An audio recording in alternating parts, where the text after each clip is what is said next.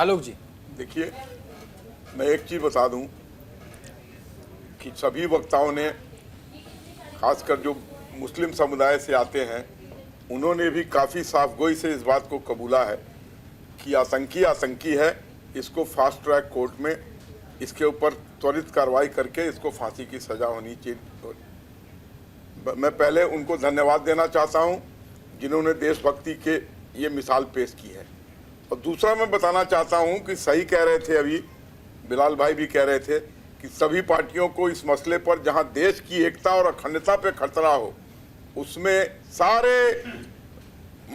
मतभेदों को भुलाकर एकजुटता दिखानी चाहिए। लेकिन नहीं, एक मिनट। और अभी पूर्व के वक्ता ने भी कहा है कि अमेरिका में भी रिपब्लिकन और डेमोक्रेट अगर ऐसी कोई स्थिति आती है तो एकजुट खड़े नजर आते हैं। ठीक है। आपको याद दिलाना चाहता हूं, जिस समय इंदिरा गांधी ने 1971 में बांग्लादेश की स्थापना कराई थी, उस समय पार्लियामेंट के अंदर अटल जी ने कहा था, इंदिरा गांधी को देवी दुर्गा की उपाधि दी थी। ठीक है।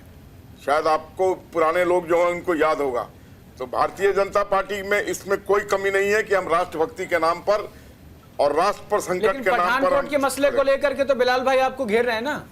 देखिए, ये ये अब राजनीति का स्तर गिर चुका है, सभी पार्टियों का गिर चुका आपके दिल्ली के नहीं सभी, देखिए, नाम ले रहे हैं। इस मानने में कोई कोताही नहीं है, सभी का स्तर गिर चुका है। अब जिन मसलों पर डिबेट होती है वो डिबेट के काबिल नहीं होते हैं वो टॉपिक्स, और उस पर हम लोगों को घंटों घंटों डिबेट करना पड़ता है।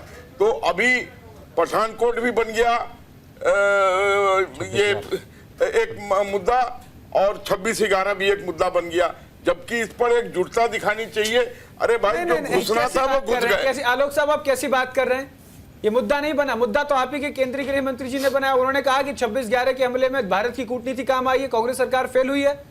अब देश के गृह मंत्री ये बात कहेंगे तो चर्चा तो बनती है ना। कांग्रेस पे आप सीधे सीधे आरोप लगा रहे, उसका फेलियर है, वो मना करे कांग्रेस जानने के लिए। आखिर नेशन, पूरा देश जानना चाहता है ना, पूरा भारत जानना चाहता है, इंडिया का सवाल है ये। आप कह रहे हैं कि मुद्दे बन जाते हैं। देखिए, मैंने आपसे कहा ना, 26/11 हो गया जी, घुस आए, हाँ, कर दिया उन्होंने जो करना था। हाँ, ठीक है, लेकिन जिम्मेदार कौन? देश जानना चाहता है। देखिए, उसके गुनहगारों को फांसी मिलेगी कि नहीं, ये देश जानना चाहता है। जिम्मेदारी कह के पल्ला झाड़ना है तो ये इंटेलिजेंस का फेलियर था, लेकिन उससे मामला नहीं सॉल्व होगा। आपको उसकी तह में जाना होगा और उसके ऐसा इसकी पुनरावृत्ति ना हो, इसके लिए आगे से सजग उपाय करने पड़ेंगे। और जो इसमें दोषी लिप्त पाए गए हैं, अगर वो पकड़ में आ गए हैं तो उनके ऊपर फास्ट ट्रैक कोर्ट में सिद्ध करके और उनको कड़ी से कड़ी सजा देनी चाहिए। ठीक है।